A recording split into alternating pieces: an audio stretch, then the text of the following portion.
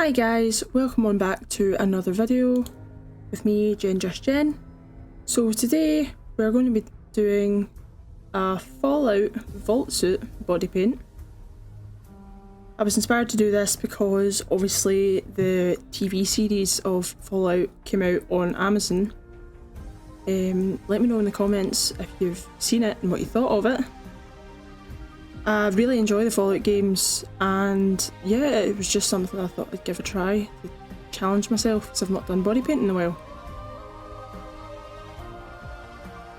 So just now what you can see me doing is kind of mapping out a base with a white eyeliner pencil, just so it's easier to blend in, because obviously if I use 9 times out of 10 when I use like a black eyeliner or whatever, it can either be seen through the paint or it muddies up the paint and makes it difficult to kind of blend out and keep all the same colour.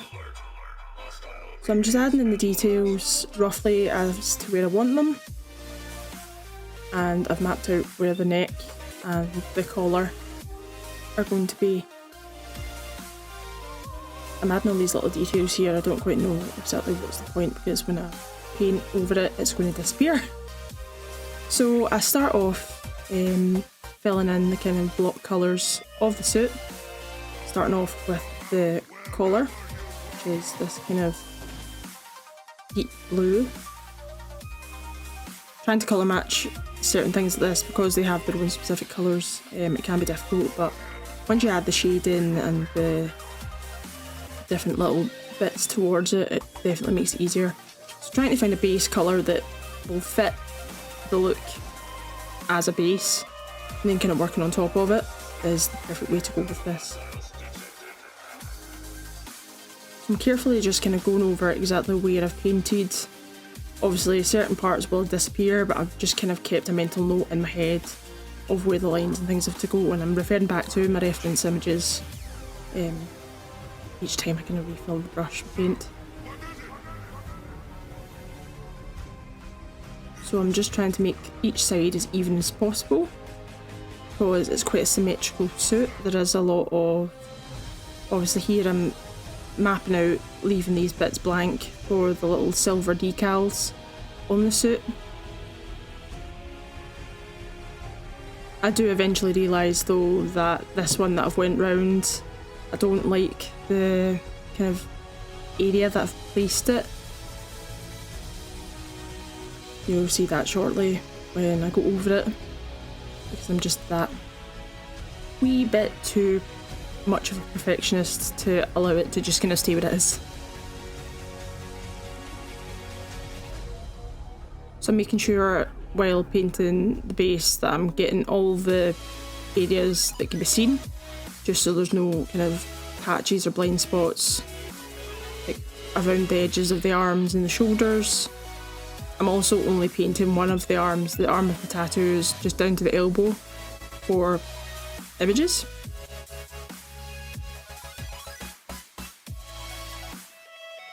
With regards to the blank arm that I'm painting just now, I do in fact paint down further than the elbow, because where the Pip-Boy wrist piece is going to go, it just makes it a wee bit more immersive. That's the word we want to go with, because I don't want to have the Pip-Boy in pictures and have a blank bit of my arm shown. So here I am just chatting away. Obviously this was filmed on a live stream, and I've cut it down to make it a bit more suitable for YouTube. So this is when I'm starting to put the silver in. Now this is exactly where I'm talking about how I don't like the placement, because it's too far in and not as far out as the opposite side. So we're painting over it, trying to blend in that silver that we've painted. We don't make mistakes, we make happy accidents, as wise Bob Ross once said. I don't think he was meaning it about face paint and body paint, he was talking about actual paintings, but I'm sure the quote still lies here.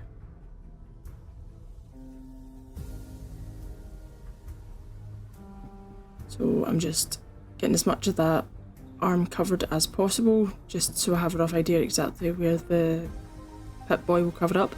Obviously at this point I'm realising that my elbow will be seen, because obviously as much as you paint certain parts of your body is a three-dimensional item. It's not the same as painting on a piece of paper, so when you move, the areas you paint will kind of distort and contort, not exactly the way you want it to, so we're just making up for any possibility that these parts will show.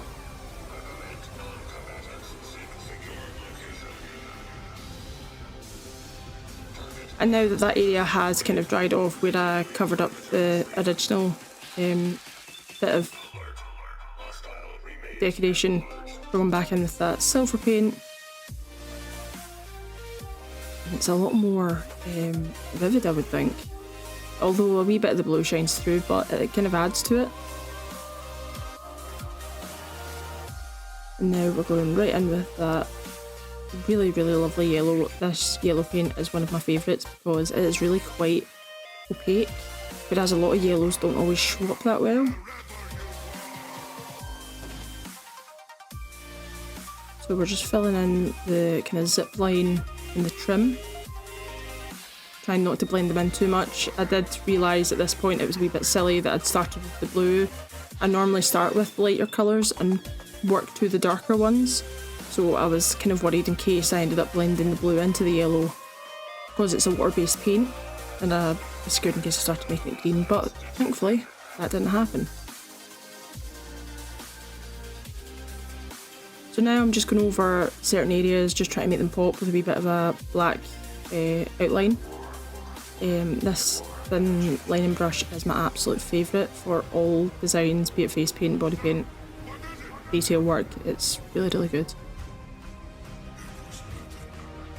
And I'm just adding the little kind of stitch lines that you can see on the suit that connect the little silver pieces to the suit.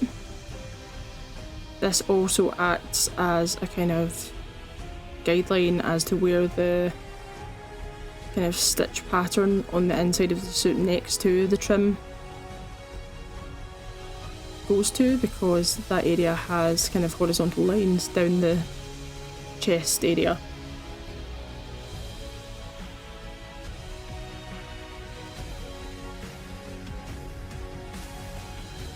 So because obviously this is based on like an animated character, the harsh black lining wasn't too much of an issue, because also when we end up adding the kind of shadows and the deeper colours with eyeshadow and things, it kind of helps bring it all together once you kind of blend it out with the darker blues and things like that.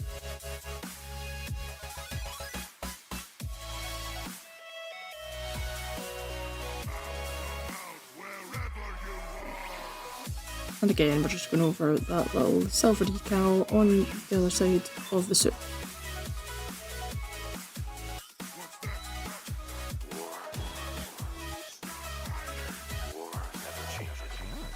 It's always funny watching these back when I do voiceovers because it makes me laugh to see how my brain works during the process.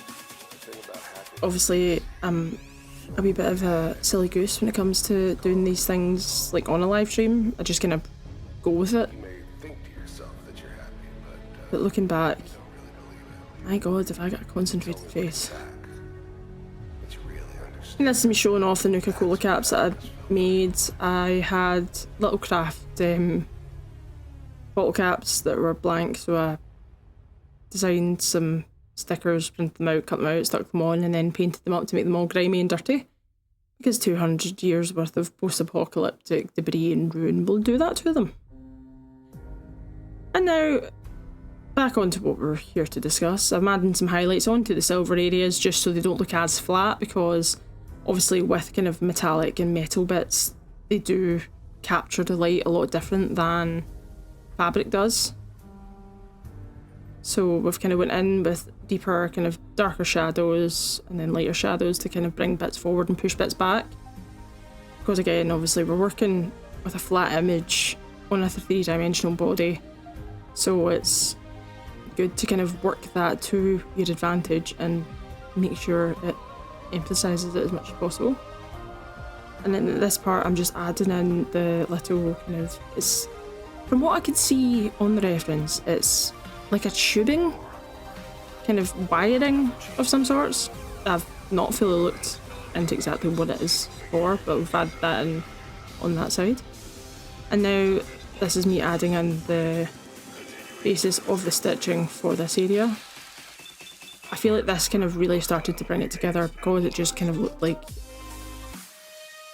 a big blue blob on my body. But once you start adding in the different areas, really kind of started to bring it all together.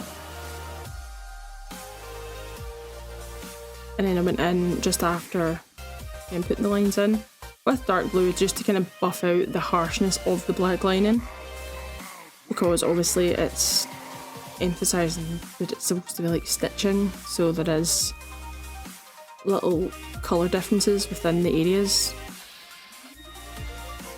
So obviously normally when you look at stitching on things like that, there is like maybe like a wee indent because the stitching kind of pulls the fabric like thinner. So I'm just trying to emphasise that there is like a connection between the yellow and the blue, and the stitching is a wee bit darker from where the light is hitting it and where the light's not.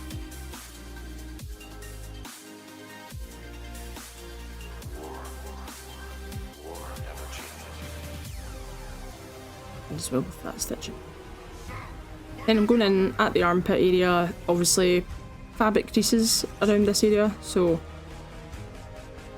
we're just adding that in to show that, again, dimensions, depth, all important things. And then I'm blending it out with some shadows. And I'm also taking it a little bit higher just to kind of show off exactly how the parts crease. And then because this is a skin tight bodysuit, obviously it has a thickness to it, but I'm just kind of shading in around the collarbone area, and I'm also marking where the stitching on the sleeves will go. And also following through with the shading on the armpit of that side as well. My method of doing the shading was a wee bit all over the place because I'm talking to chat, I'm trying to do this. Multitasking is not my forte, let's put it that way. So I do go back to parts and kind of change bits and like darken them up or lighten them up. So that's what I'm doing just now. I've got a lighter eyeshadow, just kind of trying to give off some form of highlight. Because the vault suit, obviously, this bit is good because the vault suit isn't clean. You're out, well, you've been in this dark, damp, dusty, sealed off vault for all these years, and then you're cutting about the wilderness in a post-apocalyptic kind of world. It's not exactly going to be pristine brand new, you know? So this part is good because you don't need to be, obviously you want it to look like fabric and you want it to look like it's an actual outfit. That's one of my favourite parts of doing like physical kind of clothing. Over the years I have tried to challenge myself with clothing, and this one has really kind of brought my love back for it, to say the least. And then we're just kind of going over with the stitching on the arms that you can see from the reference photos that I was looking at, and up the neckline as well.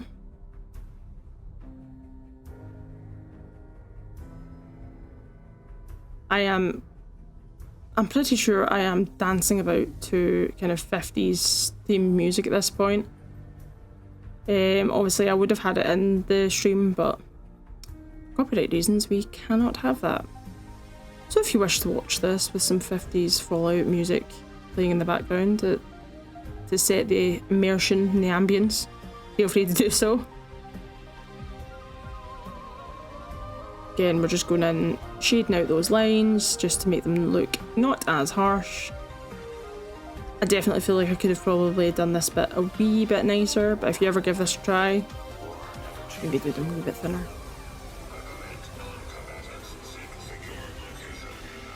I would really like to do a T60 power armor suit, but I would only actually do a body paint of that if I had the helmet. So maybe, since I made the Pip-Boy, I might challenge myself to try and make the T60 power armor helmet. But that is for something of the future.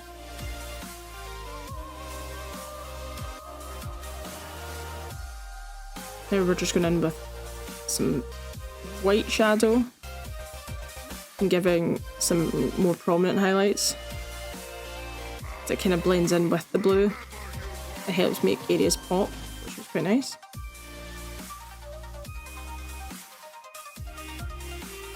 And then I decided to make the area on the neck look not as flat. Please excuse the fact that there is a blue stain from where I've bent my neck down.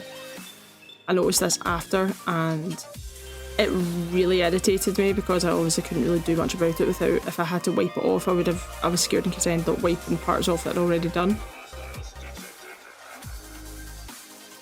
So once we've done the shading around the neckline, just to kind of emphasise that it's an outfit that's we're trying to suggest is being worn, we went in with some basic pale 50s inspired makeup.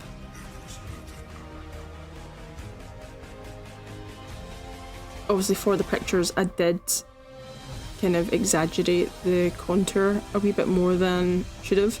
Obviously because I put a very pale foundation on, my camera decided to give me some major flashback. So we're just kind of emphasising, not trying to go too hard, but also it kind of helped make the face look a wee bit more muddy, if that makes sense.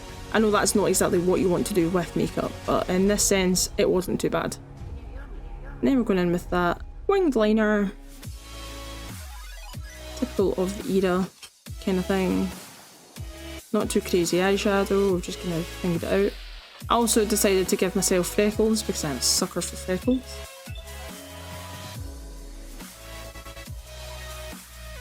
Just gonna break up pale blank skin. And slap on some mascara. Never go wrong with a cheeky bit of mascara. And then I couldn't find my red lipstick, lo and behold, so the next best thing was to use the liner brush and red face paint. Obviously for the long run it's not the best because you move about a lot, you take drinks, you use straws, you talk. It does eventually start to kind of fade off, but for this look I thought it was a really nice pop of colour.